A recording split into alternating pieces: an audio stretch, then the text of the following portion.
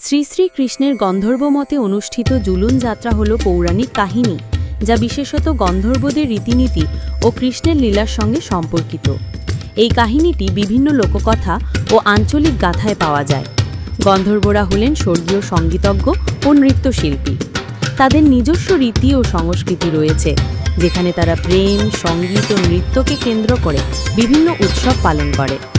গন্ধর্ব মতে জুলুন যাত্রা হল একটি বিশেষ অনুষ্ঠান, যেখানে গন্ধর্ব কন্যারা তাদের প্রেমিকের সন্ধানে বা প্রেমের বার্তা পাঠানোর জন্য জলাশয়ের পাড়ে সমবেত হয়।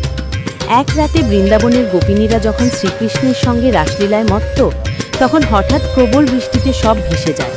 সেই সময় শ্রীকৃষ্ণ রাধা ও গোপিনীদের নিয়ে নৌকায় চড়ে যমুনা নদী পার হন।